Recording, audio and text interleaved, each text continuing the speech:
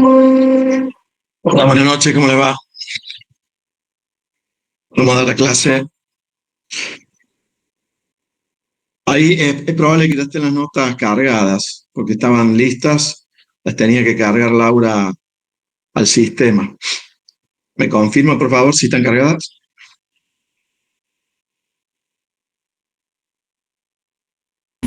Profe, aparece como si les estuvieran cargando, digamos. Ah, puede ser. Bueno, entonces, cuando termine la clase van a estar seguramente. Bueno, la clase de hoy sería ya un capítulo nuevo, el 8, que es bienes públicos locales.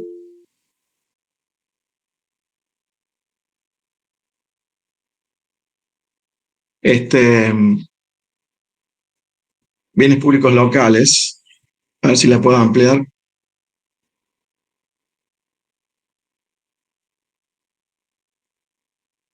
En el capítulo 6 y 7, que es de impuestos, ahí, Profe, sí, abajo a la derecha tenés para el zoom. ahí se ve un poco más grande, Sí. pero desde acá, desde la pantalla, no me deja, o sea, tengo que volver, pero ahí yo creo que se ve bastante, aunque le podría agrandar un poquito más, a ver. Pero tengo que volver al archivo, no lo puedo hacer desde la pantalla del Meet.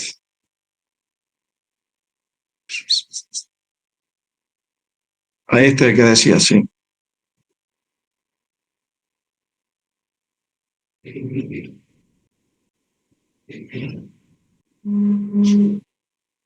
Bueno, el capítulo 6 y 7 de impuestos, yo en la clase última, me parece que fue presencial,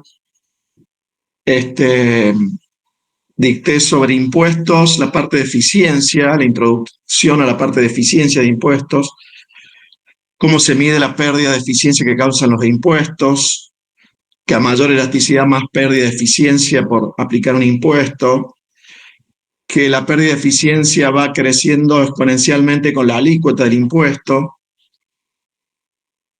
etcétera. Esa pérdida de eficiencia siempre se medía con los triangulitos de Harberger. Vimos que lo que es un impuesto distorsivo, vimos que eso tenía más que ver con el efecto sustitución, cambio de precios relativos, que con el efecto renta. El efecto sustitución, al cambiar los precios relativos, cambia las decisiones de los contribuyentes. Por ejemplo, si un bien está grabado y el otro no, se empieza a consumir más del que no está grabado, o sea, que el impuesto genera un cambio en la conducta de los contribuyentes y ahí está la distorsión, saca del óptimo de Pareto. Después vimos para algunos modelitos de micro, donde había dos bienes privados y un bien y el ocio, bien XY privados y el ocio. Fuimos aplicando diferentes tipos de impuestos para demostrar que el único no distorsivo es el impuesto lump sum, de suma fija, que solo causa efecto renta, no causa efecto sustitución, no cambia los precios relativos, pero que un impuesto a un bien de los dos bienes es distorsivo. Si se graban los dos bienes también, o sea, si es un impuesto general a las ventas, es menos distorsivo que un impuesto específico o selectivo a las ventas, porque un impuesto selectivo a las ventas grava un bien y otros no, por ende cambia el precio relativo entre ese bien y el resto, y también cambia el precio relativo entre consumir y el ocio, o entre trabajar y ocio. En cambio, el impuesto general sobre las ventas, que grava todos los bienes, no cambia los precios relativos entre los dos bienes, o sea que ahí no hay distorsión, pero sí cambia el precio relativo entre consumir y ocio. Ahí estaba la distorsión. Vimos que un impuesto al salario desincentiva a trabajar, ahí está la distorsión, que bajo ciertas condiciones son equivalentes a un impuesto al consumo general a las ventas que un impuesto al salario. Y después analizamos en un contexto dinámico, donde tenemos un bien, pero en dos periodos de tiempo, y llegamos a la conclusión que ahí, en ese caso, un impuesto a la renta que grava el ahorro, o sea, que grava la tasa de interés ERE, es distorsivo, porque en esos modelos dinámicos la tasa de interés determina la pendiente del o sea, la pendiente o el precio relativo entre consumir en el presente y en el futuro. Bien, eso lo repasan ustedes, ya lo dictamos en clases, y Gustavo y Laura van a seguir dictando sobre impuestos, sobre el IVA, sobre ingresos brutos, sobre el impuesto inmobiliario, impuesto al patrimonio, sobre el impuesto a las ganancias. Ahí también van a ver el efecto de la inflación, efectos distributivos, etcétera. Ellos van a terminar la parte de impuestos. Yo, si hay tiempo, por ahí agrego alguna más de impuestos sobre algún tema en particular que no hayan tocado ellos. Profe, le quería hacer una consulta sobre el impuesto LAMSAM. Si se podría considerar si todos los contribuyentes pagaron un monto fijo todos los años, ¿también sería LAMSAM? ¿O tiene que ser de una vez y para siempre el impuesto? No, se puede repetir, pero aun cuando se repita, la única forma de evitarlo sería no viviendo o yéndose del país. Es difícil que alguien tome esa decisión solo por un impuesto, por ende no es distorsivo. Causa efecto renta, pero no efecto sustitución. Perfecto, gracias. Bueno. Y ahora pasamos al capítulo 8 y el 9 están relacionados. Capítulo 8 es sobre bienes públicos locales y capítulo 9 sobre federalismo fiscal. Bienes públicos locales, ¿por qué? Porque, bueno, hay bienes públicos globales, nacionales, regionales, locales. Un bien público global, en realidad un mal público global, es, por ejemplo, el calentamiento global. ¿Por qué? Bueno, porque el free rider actúa pero a nivel internacional. No se revelan las demandas, cada país trata que sea otro el que restrinja el uso o la generación de dióxido de carbono para no tener que ajustar su economía, tratan de pasar como free rider. Por eso cuando se hacen acuerdos internacionales para bajar la emisión de dióxido de carbono, por ejemplo, siempre hay unos cuantos que no lo cumplen, tratan de actuar como free riders. Eso sería un mal público global, y hay otros.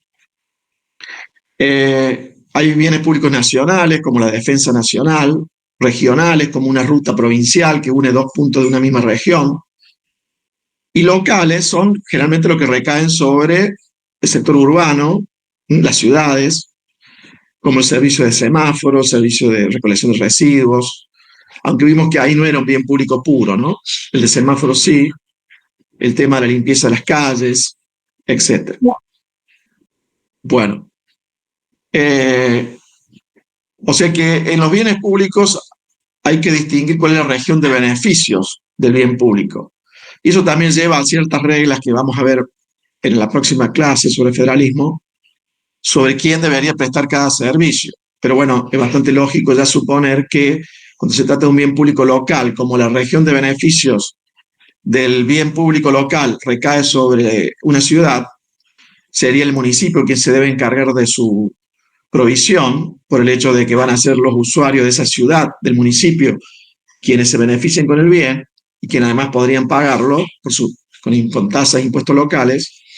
Cuando se trata de un bien regional, más bien estar a cargo de las provincias, los nacionales de los gobiernos nacionales o federales, y cuando son males públicos globales o algún bien público global, deberían encargarse, como no hay un gobierno del mundo, debería tratarse a través de acuerdos, ¿no?, entre países, como por ejemplo pescar en mar abierto,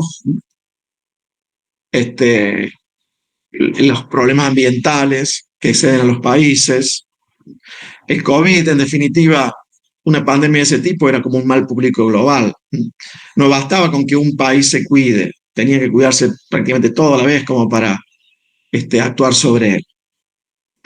Sobre este tema además de leer algún capítulo del libro de Stiglitz, que ya no me acuerdo el número, que es sobre bienes públicos locales, más teórico, van a ver este paper que presentamos hace unos años con Sergio Barón en la jornada de finanzas, que en realidad dice, bueno, finanzas públicas en los municipios cordobeses bajo dos sistemas de coparticipación, pero eso es la parte final del trabajo. Al inicio hay un modelo que es el que nos interesa pasar acá.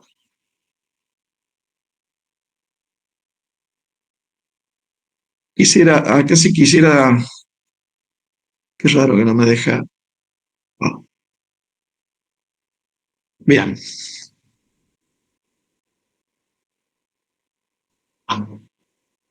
¿Por qué no me está dejando pasar? O sea, avanzar. Ni con, Profe, ni si haciendo pones clic modo en- lectura, arriba a la izquierda dice modo lectura, a lo mejor te deja, no sé. Claro, pero tengo que ir al archivo, ¿no? Bueno, ahí está el modo lectura, vamos a ver. El tema, ahí ustedes deben estar viendo de a dos páginas. Sí. Sí. Hay forma de que esté en modo lectura, pero que se vea de a una página. Ah, En no, vista, sí, sí. supongo.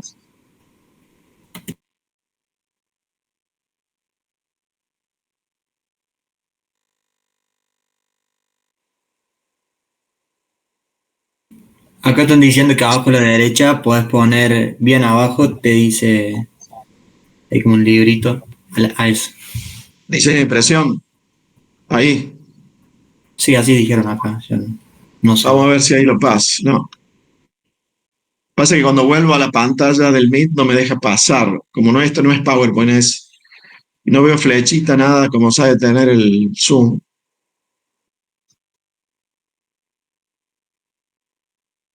A ver, lo voy a pasar a PDF a ver si cambia de esa manera.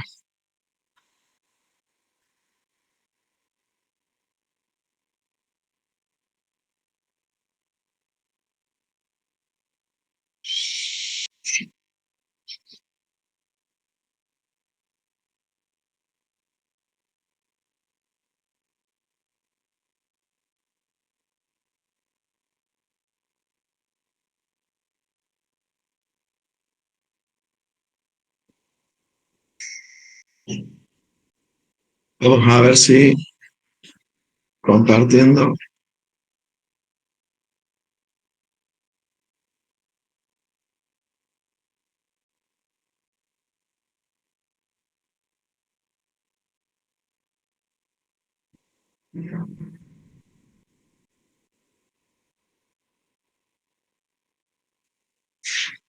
Y acá no veo un zoom, a ver. Bueno, pero de todas maneras se ve. Pero tampoco pasa, me parece.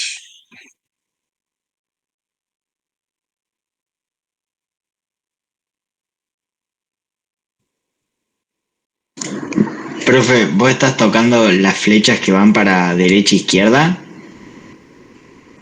Y acá estoy, a ver, con la flecha, no, estaba con el mouse, con la flecha no, con el Con avanzar la, página, bueno, son las mismas, no, con la ruedita del mouse para abajo, ¿no? no. Mm. Ahí a la derecha se ve como una barra que da la impresión que debería bajar. Claro, pero no, esa barra, no, es como que yo no tengo el cursor del mouse, sino un puntito,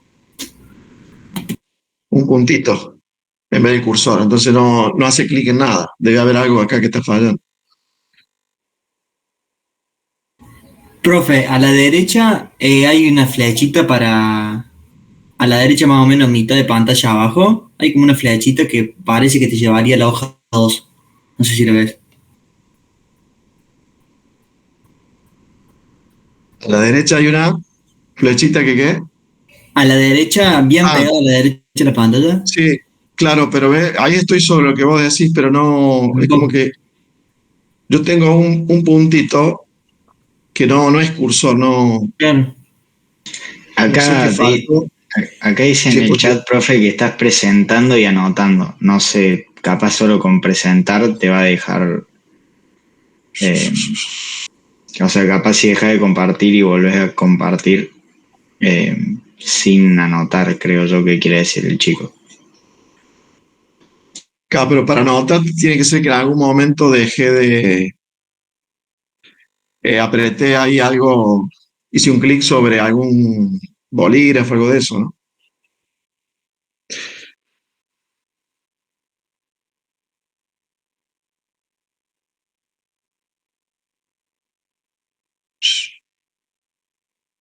O sea, cuando ahí estoy en el archivo y lo puedo pasar con la ruedita del mouse, ahí no hay drama, pero cuando vuelvo al Meet, ahí se arma el lío.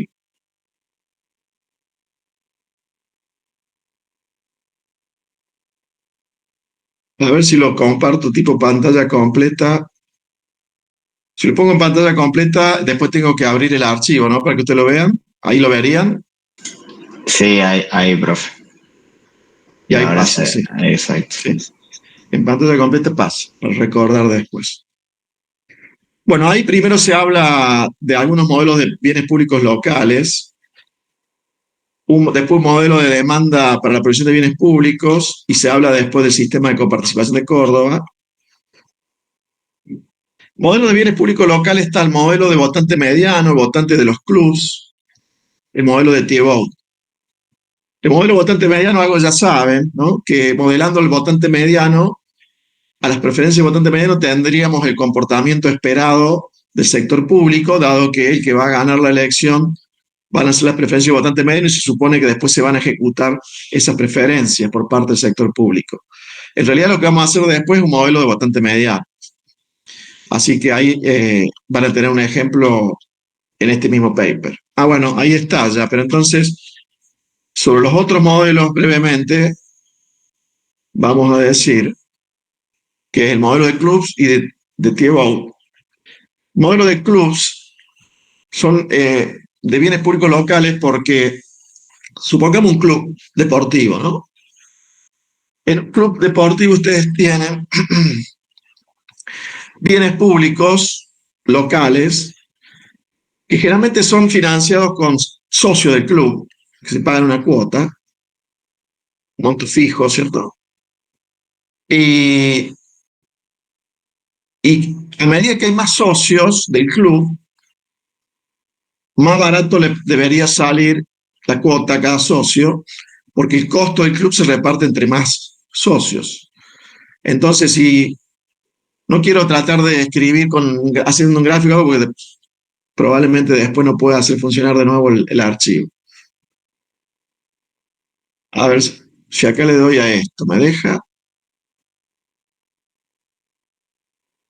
No. ¿Dónde está ahí? ¿Algún bolígrafo acá? No. De abajo, profe, abajo de la A. Abajo de la A. Ese es un bolígrafo. No, ese es para firma ese. No. Para firmar ese. Ese debería ser. Dice subrayar, tachar, resaltar, pero no dice escribir ninguno. A ver, subrayar.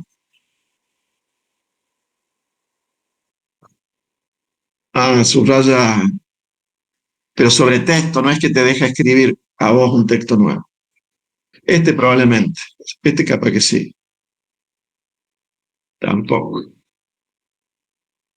No. Imagínenselo entonces. Si ustedes tienen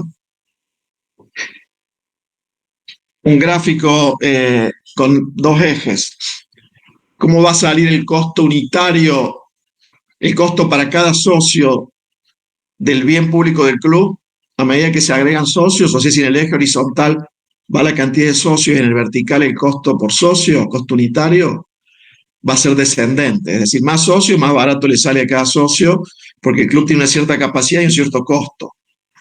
Costo fijo y algunos costos variables. Si fuera por eso, convendría que el club sea lo más grande posible, pero ¿cuál sería el problema de un club cada vez más grande? ¿Qué les parece? Y que llega un punto que esos costos fijos van a tener que aumentar. Más que eso, suponte que no, que siempre se mantiene el mismo costo, el mismo club, no se agranda porque haya más gente. Y el problema es el problema. Congestión, exactamente. O sea que en los bienes públicos locales suele aparecer la congestión. O sea que va a haber otra línea ahí, que es la de la congestión. A medida que haya más socios, va a haber una línea que va creciendo con la cantidad de socios, que es el costo de la congestión. Mientras más socios, más va a haber que esperar para jugar al tenis, o va a haber que hacer partidos de fútbol de 20 contra 20. Se va a perder la calidad del club. O va a haber que esperar, o va a haber mucha gente haciendo deporte al mismo tiempo. En la piscina va a haber una persona cada metro cuadrado, se van a molestar unos con otros. El problema va a ser de congestión. Por ende, ya como economistas ya se están imaginando que ahí hay dos curvas que se cruzan, porque una va para arriba, otra para abajo, y va a haber como un tamaño óptimo del club, donde se cortan el costo por socio con el costo de congestión. Y ese va a ser el tamaño óptimo del club. aplicable a bienes locales, claramente, ¿cierto? Bien. Después está el modelo de Thibault o Taibo. Ese es creo que es un actor norteamericano, si no recuerdo, que él planteaba que si bien en los bienes públicos los usuarios tratan de no revelar sus preferencias, pero no revelar sus preferencias, pero en los bienes públicos locales hay una forma de revelar preferencias, como si fuera preferencia revelada, que es la localización de las personas, o sea, dónde eligen vivir. Y eso se le llama votar con los pies. Se supone en ese paper que las personas eligen su localización, en qué municipio vivir, en función del residuo fiscal neto que reciben del municipio. O sea que del municipio van a recibir lo mismo que del gobierno federal y provincial, beneficios y costos, beneficios por los servicios públicos que reciben, costos por los impuestos o tasas que pagan. Y si las personas deciden su localización donde maximizan su residuo fiscal neto, de esa manera van a estar votando con los pies, en definitiva, revelando su demanda con los pies. Y ahí en el paper se demuestra que eso es óptimo, es Pareto óptimo, ¿cierto? Esa forma de decidir termina llevando al mayor bienestar. Votar con los pies. Por supuesto, eso me parece que se da mejor para grandes aglomerados urbanos, donde hay muchos municipios, unos pegados al otro, y no tanto por ahí en caso de municipios que están alejados uno de otro, ¿no? Además, uno sospecha que para decidir la localización, las personas, además de los temas fiscales, beneficios y costos del municipio, también deben tener en cuenta, por ejemplo, la cuestión laboral, ¿cierto? Donde trabajan y algunas cosas similares. El transporte público suele ser bastante determinante en las ciudades de la localización, de los precios de las viviendas. Por ejemplo, los barrios que están con buenos medios de transporte, supongamos un subte, normalmente se valorizan más, porque se valora mucho el tiempo y la calidad del transporte urbano. Finalmente están estos modelos de votante mediano, que en este caso está aplicado a un bien público, que es el que se usa acá en el trabajo, que es un modelo de demanda para la provisión de bienes públicos locales.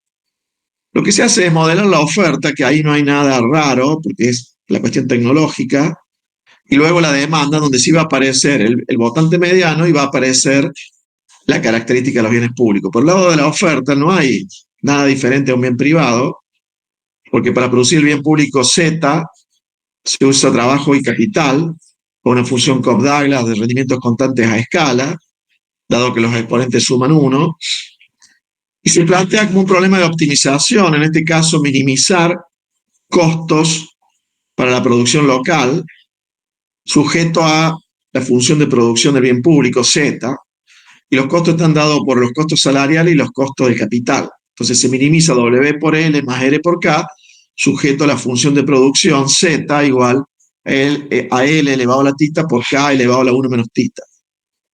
Resolviendo ese problema, como ya lo saben hacer, van a obtener la demanda para los dos factores, para L y para K, ¿cierto? Donde además hay un lambda que aparece ahí, que va a ser el lambda del lagrangiano. Ustedes saben que en los lagrangianos, cuando se minimiza el multiplicador, refleja el costo marginal. Porque si ustedes están queriendo minimizar costos y dentro de la función y dentro de los corchetes que están multiplicando el lambda, el multiplicador de Lagrange, está la función de producción, entonces habrán visto en matemática que el lambda, el multiplicador, lo que capta es cuánto varía la función objetivo, que acá es la función de costos, cuando sube en una unidad la función que está dentro de los corchetes, que en este caso es la de producción. Entonces va a captar el costo marginal. Cuánto suben los costos totales ante una suba de la producción de una unidad, en este caso de bien público. Entonces lambda es el costo marginal. Ahí reemplazando se llega a que el precio que debiera cobrar el sector por el bien público, que es igual al costo marginal, termina siendo igual a C por W a la tita, donde C es igual a esa expresión que está allí, que surge de hacer todas las sustituciones pertinentes. Entonces el costo marginal depende acá únicamente de W, los otros son parámetros. R, acá aparecería como dado, R que es el costo del capital, aparecería como dado por un mercado competitivo de capitales. W, el salario del local del municipio, va a determinar entonces básicamente el costo marginal. Bueno, no hay nada raro que tenga que ver con bien público o privado, se trabaja como si fuera un bien privado para la producción del bien público. En la demanda sí aparece primero el votante mediano, en el sentido que hay que conocer las preferencias del votante mediano, porque si hay un votante mediano, va a ganar las elecciones las preferencias de ese votante y por ende el gobierno local va a suministrar bienes públicos en función de esas preferencias. Entonces supongamos que el gobierno trata de maximizar la utilidad del votante mediano y esa utilidad viene dada por X y por Z. X es un bien privado, Z el bien público, que recién vimos el lado de la oferta del bien público. Sujeto a una restricción presupuestaria que dice que Y es igual a X más TN, donde Y es el ingreso del votante mediano, el ingreso monetario del votante mediano, X el consumo de bienes privados, y TN es una obligación tributaria que tiene el votante mediano, pero neto de transferencias. ¿Qué quiere decir? Que el dinero del votante, que es Y, su ingreso, lo puede usar para comprar un bien privado X para pagar impuestos al municipio. Pero ese municipio también le podría dar transferencias, por eso habla de obligación tributaria neta. Y lo que vamos a hacer después es suponer que el municipio puede recibir transferencias de un gobierno de nivel superior y que el municipio, si recibe una transferencia y si es benevolente, va a transferirle esa transferencia al votante como una reducción de impuestos. Es decir, una vez que el gobierno local fija los impuestos necesarios para financiar el bien público local, si recibe una transferencia extra de la nación o de la provincia, lo va a trasladar como una reducción de ese impuesto al votante mediano, si es benevolente. Entonces, hay que acá maximizar esa utilidad sujeto a esa restricción presupuestaria y vamos a reemplazar TN, que no es el canal TN, que justo lo tengo acá a la vista, en la tele, sino que dijimos que era obligación tributaria neta, una transferencia neta, digamos, entre impuestos y... Sería si el votante le paga al Estado o recibe del Estado en términos netos. Reemplazamos TN por su igual, y fíjense que su igual es los impuestos que paga menos las transferencias que recibe del municipio, y a su vez el municipio la puede recibir de la nación o de la provincia. G es la transferencia que recibe el votante del municipio, el monto de dinero, G minúscula. Y los impuestos que le paga el municipio, acá estamos suponiendo que le paga el costo del bien público dividido N, es decir, que el municipio divide el costo total del bien público entre los N habitantes del municipio, reparte la carga tributaria en partes iguales entre todos, y que el costo total del bien público es su costo marginal, que era C por W a la tita, por Z, que es la producción del bien público. Entonces, costo marginal por Z dividido N daría el impuesto que paga cada votante. G es la transferencia que recibe el municipio. X es cuánto compra el bien privado, que tiene un precio 1, y Y es el ingreso de ese votante mediano. Fíjense que si ustedes ahí a G, que está restando, lo pueden pasar también sumando al primer miembro. ¿Por qué? Porque en definitiva es un ingreso que va a tener el votante. Podrían poner Y más G es igual a X más el impuesto. N la población municipal y G la transferencia per cápita, es G mayúscula dividido N, o sea, la transferencia total que recibe el municipio de la nación o de la provincia la reparte entre todos sus habitantes en partes iguales. Bajo el supuesto de gobierno benevolente, toda transferencia que recibe el gobierno local es trasladada en reducción de impuestos hacia el consumidor, lo que recién les decía. Si resuelven, ahora es una optimización, vamos a tener, resolviendo por condiciones de primer orden, eso que dice ahí, condición de optimalidad, que como ya estarán dándose cuenta, del lado izquierdo hay un cociente de utilidades marginales, o sea que es la pendiente de una curva de indiferencia o una tasa marginal de sustitución en el consumo, y del lado derecho tenemos el costo marginal dividido N, como si fuera la tasa marginal de transformación. Entonces, en el óptimo, acá se estaría igualando la pendiente de la curva de indiferencia con esa otra pendiente por el lado de los costos. Acá, si tuvieran funciones de utilidad particulares y no generales, podríamos directamente sacar cuál es la demanda por el bien público Z. O sea que despejaríamos la condición de primer orden y con la restricción, con esas dos ecuaciones, con esta que está a la vista, que surge de las condiciones de primer orden, que es una especie de Euler, con la restricción presupuestaria, podrían obtener la función de demanda del bien público local, Z. Y esa demanda del bien público local va a ser una función de Y, de W, de G y de N. O sea que la demanda del bien público local va a depender, a ver si, bueno, acá está. Primero, no sé si está en el orden que estaba en los paréntesis, pero ¿cómo depende la demanda de Z respecto de N? Bueno, ahí en realidad les puede dar menor que 0 o mayor que 0, por el hecho de que hay casos donde el bien público local, cuando sube, es como el caso de los clubes, ¿no? Cuando sube N, ¿qué pasa? Al subir N tiende a abaratarse el bien público local, como el club, porque hay más habitantes que pagan el impuesto, pero llega un punto en el que se empieza a congestionar, como el club. Por eso, si lo que obtienen es una derivada menor que 0, quiere decir que está primando el efecto de la reducción del costo del bien público a medida que hay más gente que paga el impuesto. En cambio, si le da mayor que 0, quiere decir que ahí está primando el efecto de la congestión. Más gente, más congestión, y ahí causa el problema. Es más, a veces yo he visto trabajos donde le da una derivada, donde el signo menor o mayor que 0 va a depender del segmento, digamos, de provisión. O sea, normalmente para las primeras unidades producidas no hay congestión, o sea, no prima la congestión, sino que cuando ya hay mucha producción del bien público empieza a primar el efecto de la congestión. Luego está el efecto sobre Z del cambio en Y, que era el ingreso, el votante mediano. Ahí normalmente va a haber un signo positivo si el bien es normal. Si el bien es normal, más ingreso, más demanda del bien público. Si fuera negativo es porque sería inferior, que suele ser raro en los bienes públicos. Después, la tercera derivada es de Z respecto a G.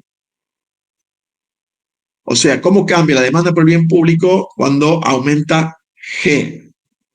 ¿Qué era qué cosa? Era la transferencia per cápita que recibían los individuos como una disminución del impuesto pagado. Y que a su vez el municipio las entregaba cuando también el municipio recibía transferencias de un gobierno de nivel superior. ¿Por qué dice allí de que la derivada respecto de G debería dar el mismo resultado que respecto de Y? Bueno, porque si ven la restricción presupuestaria, yo le había dicho que a G lo podrían pasar sumando al primer miembro y les queda que G más Y o Y más G es igual a X más C por W, etc. Y está claro ahí que un cambio en Y o en G van a causar el mismo efecto, porque los dos son ingresos, entran de la misma manera. Eso es lo que uno esperaría en el modelo teórico. cuando ustedes resuelven esto con funciones de utilidad, funciones específicas y no generales, normalmente obtienen esto, de que la derivada de z respecto de g es la misma que la derivada de z respecto de y. Pero en la práctica no suele ser así. Ya lo voy a explicar.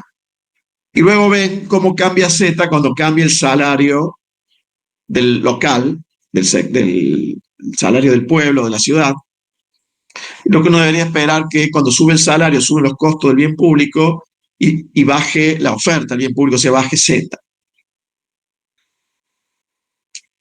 Bueno, en la teoría con gobiernos benevolentes, la derivada de z respecto de y debería ser lo mismo que la derivada de z respecto de g. Pero en la práctica, repetidamente se ha demostrado, y se demuestra en este paper también, que la derivada de z respecto de g es bastante más alta que la derivada de z respecto de y. O sea, que reacciona más la producción del bien, o el gasto en bienes públicos, o la producción del bien público reacciona mucho más a cuando el municipio recibe una transferencia, que además se supone que se la podría trasladar así al votante, que cuando aumenta el ingreso del votante mediano de ese municipio. A eso le llama efecto fly paper, quiere decir, esto no se usa en Argentina, pero, bueno, no sé, creo que sí se usa, pero no tanto como en Estados Unidos, donde es más común el tema del fly paper, papel cazamoscas, que es un papel pegajoso con algún producto químico, que tal que si las moscas se posan sobre el papel, quedan pegadas ahí y después mueren por el químico. ¿Y qué se quiere reflejar con esto en finanzas públicas? Papel cazamoscas o fly paper quiere decir que cuando se da una transferencia a un gobierno local, normalmente eso se va a transformar en gasto público, más que en una reducción de impuestos hacia los contribuyentes locales. O sea, donde el dinero, donde toca, se pega, en ese sentido, o sea, donde el gasto, donde llega y se pega, se gasta y se sigue gastando. Entonces, la transferencia que recibe un municipio o una provincia de un gobierno superior, más que convertirse en baja de impuestos locales, se convierte en más gasto público. Los modelos de demanda de votante mediano, como el que estamos usando acá, no predicen eso, porque son de gobiernos benevolentes, y lo que uno supone es que se responde más, el gasto local responde más a una suba en G que en Y, porque no se trata de gobiernos benevolentes, sino de gobiernos gastadores seriales, diría el presidente, pero bueno, gobiernos autointeresados, o sea, no benevolentes, que tienen objetivos propios y no solo maximizar la utilidad del votante mediano. Y después viene la aplicación. Perdón. Sí, sí. Una pregunta, ¿y eso no tiene nada que ver, digamos, con el tema del free rider? Porque yo lo vi y la primera impresión que me dio fue lógico que aumente más la demanda del bien público cuando hay una transferencia del gobierno que cuando una persona aumenta su ingreso.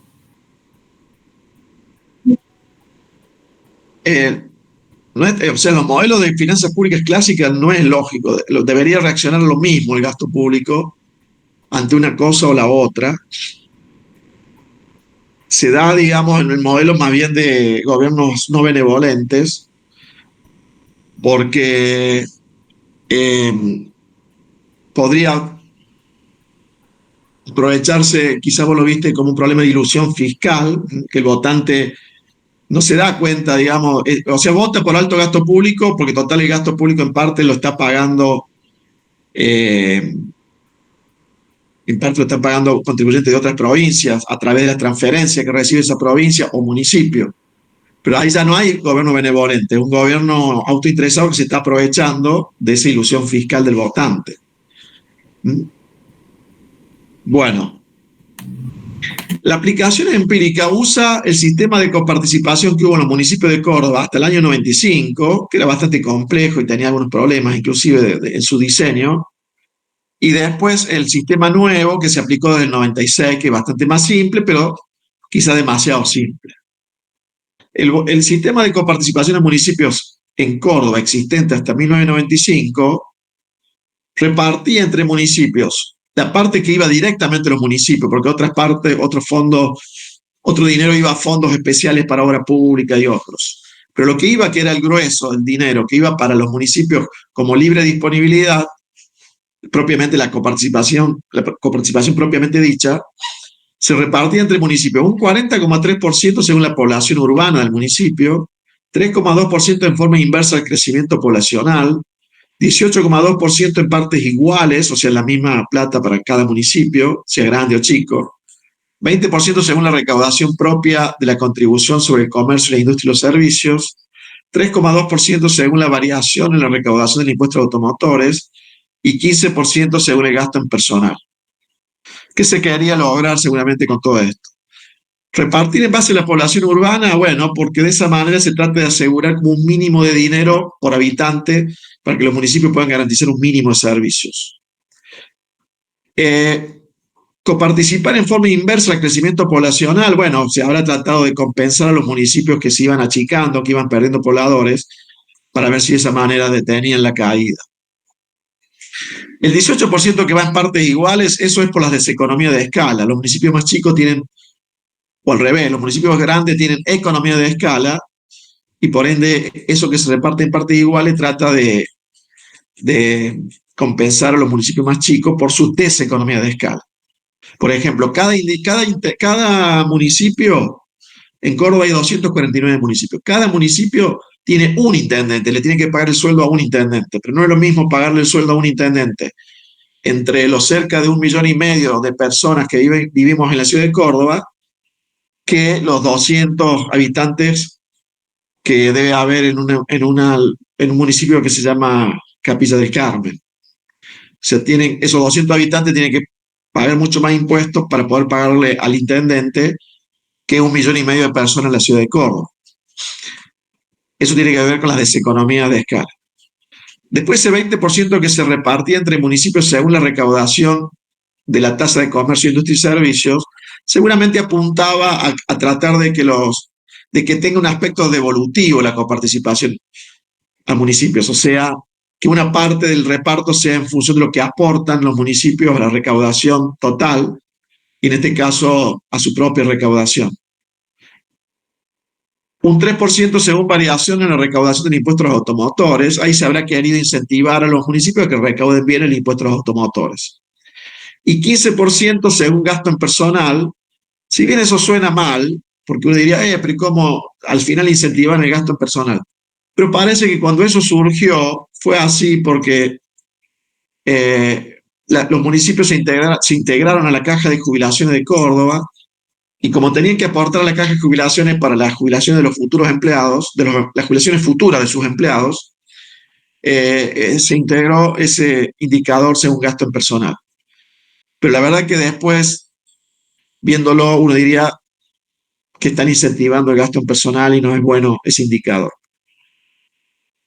Bueno, en cambio, desde el 96 en adelante, el gobernador Mestre Padre lo simplificó muchísimo, al extremo el sistema, probablemente en demasía, y pasó a ser solamente con 2 indicadores. El 79%, esto sigue vigente, el 79% de la coparticipación en municipios se distribuye según la población del municipio urbana, porque en Córdoba las zonas rurales no están definidas a qué municipio pertenecen, y el 21% del índice de coparticipación se define en partes iguales por esta cuestión de los municipios chicos, los municipios grandes. Este sistema muy simple evitó algunos de los problemas que tenía el anterior, porque el anterior generaba resultados muy malos, pero porque tenía problemas de diseño.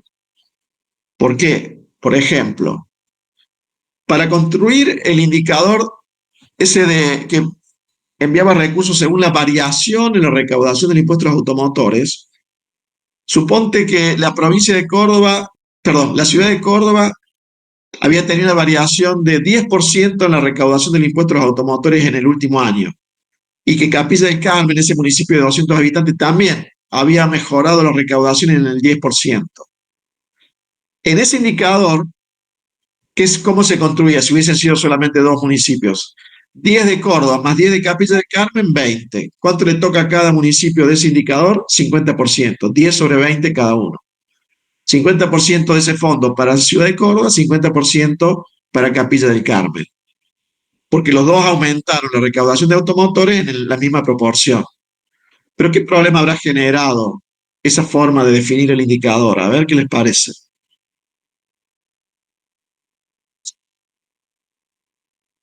Que los municipios pequeños les lleva muchísima más plata per cápita que a los más grandes. Claro, porque si bien ahí, fíjense que el indicador trataba de incentivar que recauden más, pero ahí dimos un ejemplo donde los dos municipios mejoraron la recaudación del impuesto en la misma cuantía, 10% ambos, entonces deberían cobrar lo mismo. El tema es que estaba definido el indicador sin ponderar por la población del municipio. Entonces, por ese fondo le daban la misma plata a Capilla del Carmen con 200 habitantes que la ciudad de Córdoba con 1.500.000, cuando se suponía que ese indicador le tenía que dar a los dos lo mismo, pero no estaba definido per cápita. Ese indicador y el otro que también generaba problemas similares era ese otro que estaba definido en forma inversa al crecimiento de la población, porque tampoco lo ponderaban por el tamaño de la población de cada municipio, y la verdad que el sistema empezó a dar cualquier resultado. Uno comparaba dos ciudades similares supongamos, de igual cantidad de habitantes, o prácticamente la misma cantidad de habitantes, y podía dar una coparticipación per cápita muy diferente entre ambas, por esta cuestión que estamos hablando. Por eso, en el 96 se definió un sistema mucho más simple que evitó todo eso, porque evidentemente si se pagaba solamente por población y partes iguales, no se daban esos casos raros. Pero quedó como demasiado simple y ahí uno, como mínimo, yo diría que habría que agregar un tercer indicador, cosa que al día de hoy no se ha hecho, que sería un indicador que también tenga en cuenta el nivel de desarrollo del municipio o la población con NBI, porque fíjense ¿qué única redistribución tiene ese sistema que existe en Córdoba desde el 96? Para los municipios chicos, porque los municipios chicos ahí se benefician por ese indicador de partes iguales, ¿cierto? Pero no hay ningún indicador que trate de compensar a los municipios más pobres. O sea que con este nuevo sistema, nuevo, ya tiene unos cuantos años, pero es el actual, dos municipios, por ejemplo, de 5.000 habitantes cada uno, pero uno en el departamento Marcos Juárez, con mucha producción agropecuaria y muy rico, y el otro en el norte de Córdoba, muy pobre, pero los dos con 5.000 habitantes van a tener exactamente la misma coparticipación, total y per cápita, ¿cierto? Entonces, parece un poco injusto, porque va a tener mucho más necesidad fiscal el municipio más chico. Perdón, no más chico, son los dos iguales, el más pobre. Porque, por ejemplo, va a tener menos posibilidad de recaudar en su propio municipio las tasas locales, porque la población no va a tener mucha capacidad de pago. Bueno, estas cuestiones también se van a ver en el capítulo siguiente cuando veamos la racionalidad de los sistemas de coparticipación. Bueno, ahí hace una clasificación en esta tabla de los criterios que suelen seguir los sistemas de transferencias en Argentina a municipios.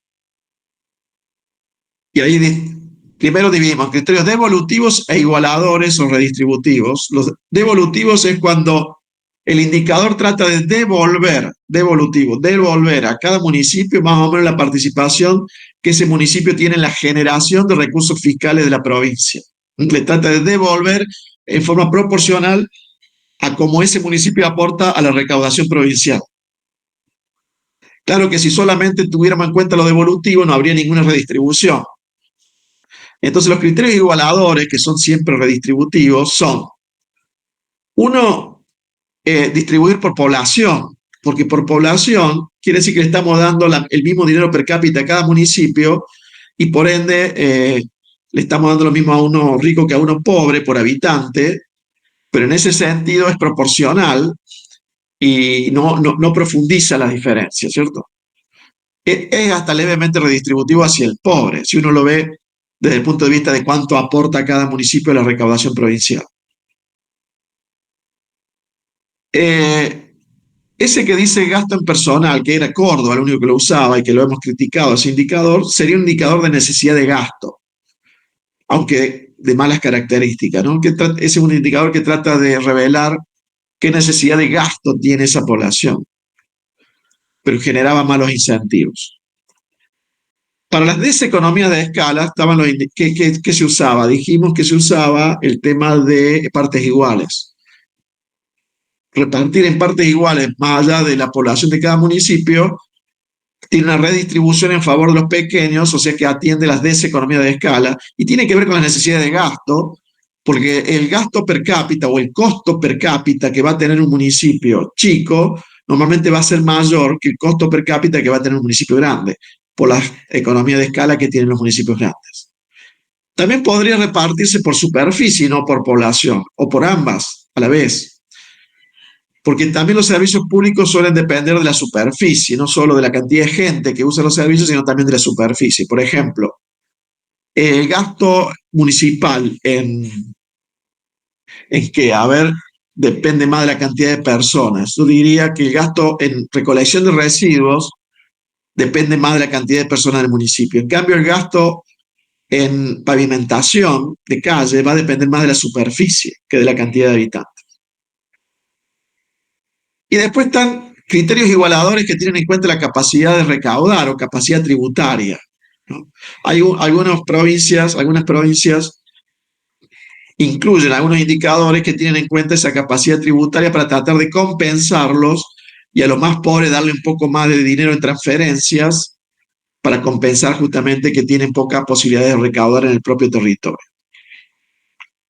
Y bueno, después se hace la parte empírica econométrica, que lo que se hace es usar una función de regresión, una regresión para tratar de explicar cómo reacciona Z, que es la provisión del bien público municipal, frente a variables independientes como W, que era el salario promedio del municipio, Y, que era el ingreso del votante mediano del municipio, G, que era la transferencia per cápita que recibía el municipio de otro nivel de gobierno y que se supone que se la podía trasladar al votante, y N, que era la población del municipio.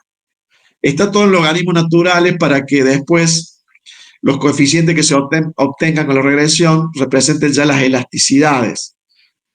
Por ejemplo, de la elasticidad, por ejemplo, el alfa 1, cuando hagamos la econometría, el alfa 1 que va a captar la elasticidad de Z ante cambios en W. Y así con cada alfa, que son los coeficientes a obtener con econometría. Teníamos datos para 108 municipios, no para todos. 90 de ellos eran localidades de menos de 10.000 habitantes y por ende 18 eran de más de 10.000 habitantes. Los resultados nos dieron, a ver si hay sin texto. Por ejemplo, hicimos para el año 92, para el año 96. Y después hicimos de nuevo para los 2 años, pero dividiendo en municipios de menos de 10.000 y más de 10.000 habitantes, a ver si había diferencias. Por ejemplo, la población que nos dio un coeficiente positivo, quiere decir que más población llevaba a más demanda de bien público. En el año 92 daba así, en cambio en el 96 nos daba levemente negativo, pero en ambos casos no significativo, o sea, no perdamos mucho tiempo con esa coeficiente porque no daban estadísticamente significativo.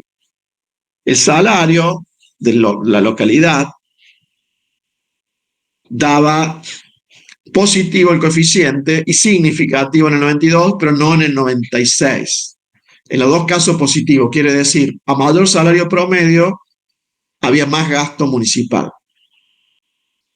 En las transferencias, de la coparticipación de municipios, daba positivo en los 2 años y en los 2 años significativos. En los ingresos, o sea, el ingreso del votante mediano, que ahí en realidad lo que usamos es el ingreso del medio, digamos, no el mediano, daba positivo y significativo en un año y en el otro no. Pero fíjense que el coeficiente de las transferencias era varias veces mayor al coeficiente del ingreso. En el 92 era prácticamente 7, 8 veces mayor y en el 96 prácticamente 2 veces y media mayor. O sea, se cumple lo del efecto flypaper en el sentido de que el cambio en Z es mucho mayor cuando cambia las transferencias, o sea, cuando aumentan las transferencias del municipio, que cuando sube el ingreso de los votantes del municipio. Lo que le había dicho, que empíricamente esto siempre se verifica. No se da lo que prevé los modelos de demanda clásicos de finanzas públicas, en el sentido de que deberían tener el mismo efecto sobre la demanda de bienes públicos, que suba el ingreso del votante mediano a que suban las transferencias que recibe ese municipio. No. Empíricamente en este estudio y en varios otros, ya sea a nivel municipal, provincial, de Argentina, de otros países, normalmente se encuentra el efecto flypaper. Aumenta mucho más el gasto cuando sube las transferencias del municipio que cuando sube el ingreso del votante de ese municipio. Entonces corrobora el flypaper. Es mucho más alto el flypaper, fíjense, para municipios chicos. En cambio, para los más grandes, fíjense que no no significativo el de las transferencias directamente, ¿no? Inclusive en uno está bien que da no significativo, pero además da que más alto el coeficiente de los ingresos que el de las transferencias. Bueno. Y después tienen las conclusiones en texto también, las leen ustedes. Quería ver si en este trabajo habíamos hecho una clasificación de los municipios, no, pero no era en este, me parece, en grupos, usando el análisis de clúster. Cuando uno trabaja con municipios a veces es útil. Son muchos municipios y uno quiere bajar a bloques o grupos más homogéneos de municipios. Eso es con un método estadístico que se llama análisis de clúster, que en el caso de los municipios no debería tener. Para los municipios, por lo menos 3, 4 variables que muestran las características de los municipios, por ejemplo, económicas y sociales. Y ese método de clusters lo que hace es clasificar a los municipios o provincias en grupos, en bloques, agrupando en cada grupo a todos los que son similares entre sí. El método lo que hace es medir la distancia euclidiana, algo así, entre las observaciones que tiene cada municipio en cada variable, y agrupa los que son parecidos entre sí. Muchas veces cuando uno trabaja con variables que hay muchos, como por ejemplo municipios o provincias mismos, puede convenir primero clasificarlos. Nosotros hicimos para municipios y para provincias un análisis de clústeres y fue bastante útil en los dos casos. En Córdoba, si uno tiene que armar 3 bloques de municipios, porque uno puede decir armar 3, 2, 5, lo que quiera, ¿no? Si uno quiere armar 3, y a mí me parece bastante homogéneo hacerlo de esa manera, básicamente Córdoba tiene 3 regiones geográficas y que también inciden sobre la característica de los municipios. Toda la zona pampeana de municipios más ricos, la zona turística, o sea, el oeste de Córdoba, el noroeste, con municipios quizá no tan ricos como los pampeanos, pero que como tienen turismo, más ricos que los municipios del norte, propiamente dicho, que son los de menor ingreso per cápita, por supuesto. Entonces, la región norte, la región oeste turística, San Alberto, todo ese tipo de departamentos, donde está Mina Clavero y otros, Calamuchita, todo eso, Unilla, no sé si me estoy olvidando algún departamento turístico, y para Bachasca, ¿no? Un departamento, sí, ¿no? Sí, para Bachasca es donde está Altagracia, creo que es así, y donde está Villa General Belgrano, eso es Calamuchita. Sí, creo que para Bachasca también es en parte turístico. Y en el norte lo que hay que tener cuidado es que donde entró mucho el sector agropecuario, ya no son tan pobres los municipios, ¿no? Donde hay más producción agropecuaria, cuando fue la humedad aumentando hacia el norte de la provincia con el cambio climático. Bueno, y el resto lo leen ustedes, son conclusiones más bien empíricas sobre este trabajo. Bien, bienes públicos locales, van a leerlo. Lo teórico del libro de Stiglitz, hago un capítulo de ahí, me suena el 19, pero no, lo ven después en la Biblia. Y este paper Barone Capello de la Jornada de Finanzas Públicas hace unos cuantos años, con una aplicación a Córdoba, pero que lo que más nos interesa es el modelo teórico acá y el modelo teórico y la parte econométrica, y qué es el efecto Fly-Pepper, cómo se lo mide en el modelo y en la econometría, etc. Bueno, eso sería la clase de hoy. Supongo que ya deben estar cargadas las notas y deberíamos estar... no les dimos todavía el listado de Biblia obligatoria para el parcial que sigue, o ya estaba de antes. Eso lo dimos, ¿no? Yo, profe, tengo uno, pero que es del año pasado, que el año pasado tomaste la unidad 4 en el segundo parcial y falta de la 7 y la 8, creo, la lectura obligatoria, me parece. Bueno, ahí me fijo y entre hoy y mañana se los pasamos. Mañana, no me acuerdo si era presencial la clase, ¿recuerdan? Debe ser Laura y yo el jueves. Yo el jueves la tengo anotada como para ir presencial. No sé si hay paro o qué. Por ahí si hay paro conviene manejarnos híbrido, no híbrido, sino a distancia. Pero si no, vamos a la presencial. El jueves yo voy a dictar federalismo fiscal. Es complementario de lo de hoy, pero más enfocado en provincia más que en municipio. Bueno, nos estamos viendo el jueves. Y mañana tiene clase también. Chao. Perdón, antes de que corte, ¿Sí? hola, ¿cómo le va? Sí, antes de que corte, vio que cambiaron el segundo parcial. Yo no voy a poder estar en esa fecha porque tengo que ir a sacar la visa, ya tengo el turno. Entonces, le hablé con Laura de rendirlo antes o después. Sí, después. Ahí me dijo Laura, sí, cuando tienen que traer una justificación, digamos, o en tu caso, algo del comprobante de la visa, y los vamos a dejar rendidos después. Genial. Coordinar conmigo, con Laura. Lo más probable es que en la clase siguiente al parcial, en el horario de clases, ahí rinda si alguien se enfermó o viajó, pero siempre que tengan certificado. Claro, el tema es que creo que esa ya es la última semana de clase y yo en realidad es que viajo el martes y tengo los turnos el miércoles y el jueves, entonces para la clase el jueves no podré estar, no me acuerdo si tenemos los viernes o no. ¿Qué día quedó el parcial?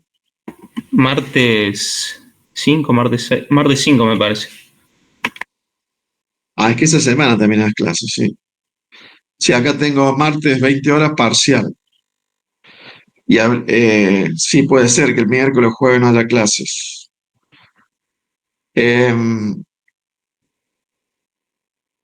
¿Vos entonces no estás el martes, miércoles ni jueves?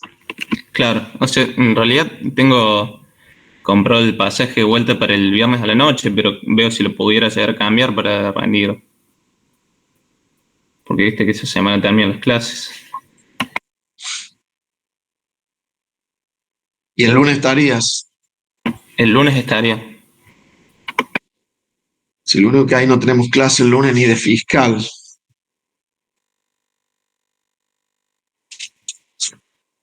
Y la semana anterior el tema es que ni Laura ni yo estamos.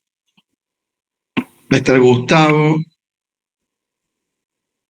Si mal no recuerdo, Gustavo tiene que ir ese viernes 1 a dar clase de fiscal de 6 a 8. El viernes 1, ahí podría ser. En ese fecha yo no tendría ningún inconveniente. Bueno, porque el jueves no va a haber clase, ahí le pasamos, porque Gustavo participa en un congreso de la IAF y le ha pasado el link a usted por si quieren participar. Entonces no habría clases. Va a tener que ser el viernes. Comunicate conmigo, con Laura, por lo menos 2 días antes para coordinar bien. Bueno, perfecto. 2 o 3 días antes. Genial. Bueno, muchas gracias, profe. Hasta luego. ¿Alguien más? Si no, nos vemos. Chao.